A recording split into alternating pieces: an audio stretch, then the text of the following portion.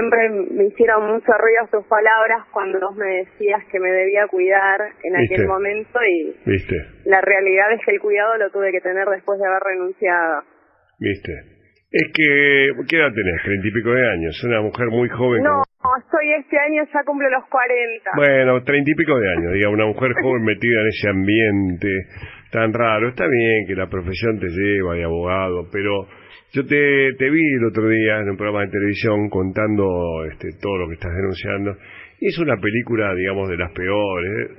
Los abogados tienen que hacer su defensa, pero en un marco tranquilo. Vos tendrás chicos, que es la familia. Es muy bravo.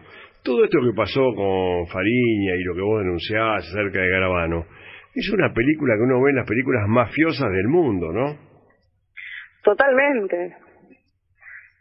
La realidad es que cuando yo estaba haciendo la defensa, yo me limité a cuestiones técnicas. El resto fueron cosas que se fueron dando, de las que sinceramente no tuve ganas ni siquiera de participar. No, yo cuando voy a la reunión con Garabano voy con la sola intención de poder conseguir una mejora en la situación de mi cliente en cuanto a la libertad ambulatoria. Muypolitizado.com. Él estaba escarcelado y estaba totalmente restringido a las cosas que le imponía el programa de protección. O sea, era tanta la custodia que tenía y tan limitada su libertad ambulatoria, o sea, controles en las llamadas, con las personas que las que estaba y demás. Entonces, esas, limitaciones en las entrevistas. ¿Acordate cuántas veces te dije, no te puede dar una entrevista porque el ministerio no lo autoriza? Sí, me acuerdo. Nunca me dio a mí. Gracias a Dios. Sí, pues. Porque me metían un lío a mí, con otros periodistas hablaba todos los días. Pero, ¿sabés qué? Quiero que la gente por ahí diga, ¿de qué están hablando? Entonces es esto, la doctora Robles, que ahora cumple 40 años, que jovencita, que era la defensora de Fariña, la abogada de Fariña. El otro día la pesqué en la tele diciendo, Fariña fue liberado con letra, le daban letra para involucrar a fulano, mengano, fulano, ni siquiera sabía de qué estaba hablando, digamos. A Fariña lo liberaron y lo usaron para involucrar ¿a quién? ¿A Cristina, decís vos, o al kirchnerismo? Mira, en realidad, él estaba coacheado para introducir la obra pública. Bueno, eso es. Está bien. Después, todos los ministros y todas las personas vinculadas al gobierno anterior que él estuvo nombrando, sinceramente no me escapa para saber a quién querían apuntar en forma directa, pero la realidad es que se necesitaba el delito precedente. Entiendo, sí, para armarlo y decirle, bueno, quedás en libertad, pero apuntá para este lado, cosa que vos no sabés para quién, pero... Es de una película clase C, es increíble. Y él aceptó, digamos, con tal de quedar libre, aceptó cualquier cosa. Y una persona privada de la libertad acepta cualquier cosa. La realidad es esa. Ahora, la pregunta, cuando vos decís él no sabía de qué hablaba, ¿las acusaciones que hacían son verdaderas, son válidas o son mentiras? A ver, el relato era que lo pasaban. Después, de ahí en más, el contenido, si es real o no, se está investigando. Yo lo que te puedo decir es que él no tenía conocimiento de lo que estaba hablando. Dios y mío. que él fue coacheado. ¿Por quién? Por gente con la que él hizo un acuerdo. Desconozco quiénes serán. Esto está relacionado con un mail, con una casilla de correo, que ahora la justicia tendrá que ver quién era el usuario de esa casilla de correo que le enviaba los mails para que él pueda recibir en esta otra casilla que me habían pasado para poderlo coachear. ¿Y vos cuándo descubriste eso, Giselle? Esto él a mí me lo blanquea en un momento. Él en todo momento me contemplaba todas las relaciones y todos los vínculos que tenía con distintas personas. Y la realidad es que cuando él está declarando, él declara como imputado. Entonces vos como imputado no estás obligado a decir verdad. Entonces, si eso te implica la libertad y bueno, querés seguir por esta línea, vamos por esta línea. Pero estaba claramente mintiendo, acusando a gente que de la que él no sabía esos delitos. ¿Podía llevarla a la prisión? Común ¿Ah, sí? En el fuero penal que se mienta, es se involucre gente que quizás no tiene relación, o sea, es el derecho de defensa que tiene el imputado. Sí, pero acá me parece que estamos hablando de otra cosa, me parece, ¿eh? Me parece que estamos hablando de un armado político para involucrar gente que no tenía nada que ver, me parece. En realidad, el tema de cambiar la ley y demás, me parece que lo que se había que rever es el tema del arrepentido, más que las garantías constitucionales que tenemos desde hace años. Sí. Sí, es una ley, es peligrosa. Totalmente. Para mí me parece que es una ley que va a ser utilizada por el gobierno de turno. Decime una cosa, ¿y vos por qué dejaste de ser la abogada de él? Precisamente porque tenía un montón de cosas en las que no estaba de acuerdo y la verdad es que me hacía quedar mal con muchísima gente y no me gustaba. El hecho de que me diga, no voy a dar notas porque el ministerio no me deja, decir que el ministerio no me deja y después por otro lado él coordinaba y daba notas por otro lado y después me llamaban a mí y me decían ustedes de todo a mí, y la verdad es que no era una cosa que a mí me hacía sentir cómoda. O sea, entonces, él por un lado se arreglaba con la gente del ministerio las entrevistas que daba y después por otro lado a mí me decía, no, porque el ministerio no me deja. Entonces, la verdad es que me generaba una situación bastante incómoda. Y no sabía de qué hablaba, le daban letra y él repetía, porque repetía bien, digamos. Y se ve que es un buen repetidor. Qué bárbaro. Y él, digamos, Lázaro Báez, que era el primero que le habló, quedó preso por cosas que dijo él. Lázaro Báez, la verdad es que desconozco la situación puntual de Lázaro Báez. Yo lo único que puedo hablar es de la causa hasta que yo estuve, que fue o sea, Lázaro ya estaba detenido mientras que yo estaba en la causa. Ajá. La realidad es que no me parece que la detención haya sido una detención que esté ajustada a derecho, pero bueno, no soy yo quien tiene que hablar sobre el tema, tiene abogados defensores. No estaba diciendo a quién perjudicó él, digamos, con esta mentira que estaba planteando. Y a ver, después de la declaración de Fariña, se utilizó en un montón de causas.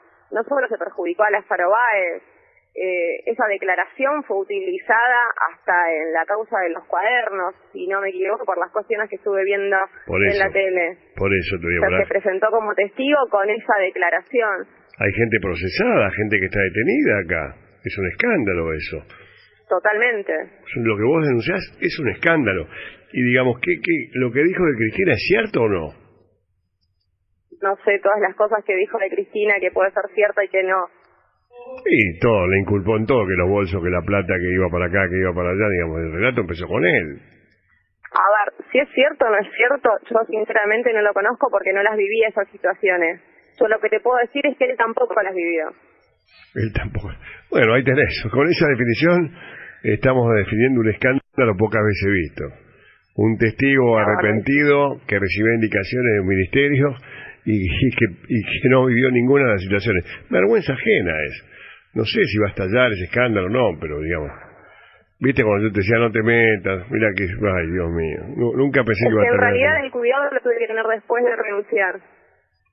Después de renunciar fui seguida con denuncias penales totalmente absurdas, con el único fin de, primero, intervenir un mail, porque sabía que en ese mail estaba toda la información donde quedaba al descubierto esto. Después, seguirme a mí para saber con quiénes yo podía tener contacto o dejar de tener contacto en función a mi teléfono. Seguimientos de la salida del colegio de mis hijos. Intento de desapoderamiento del vehículo que se me entregó en parte de pago por honorario. O sea, montones de situaciones. O sea, vengo siendo hostigada hace más de 3 años. ¿Y entonces? O sea, y está claro que una de las personas que a mí intentó amedrentarme, quitarme el vehículo, o vas a saber que fue D'Alessio. No te puedo creer. ¿Él en persona? Él en persona. O sea, D'Alessio a mí me llamó haciéndose pasar por un supuesto cliente. Quedamos en encontrarnos en la zona de Caballito, que es la zona por donde yo vivo, donde casualmente esa persona me está solicitando la entrevista por esa zona.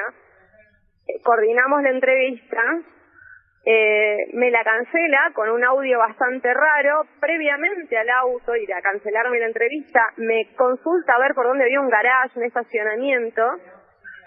Se lo contesto. Y después hasta ahí todo bien. El tema es cuando voy a la cochera, me preguntan, ¿sí, vos no venías siempre con un Audi? Sí, me dicen, no, porque vinieron a buscarlo diciendo que eran tu pareja y que tenían la llave, pero que no sabían si lo habías dejado.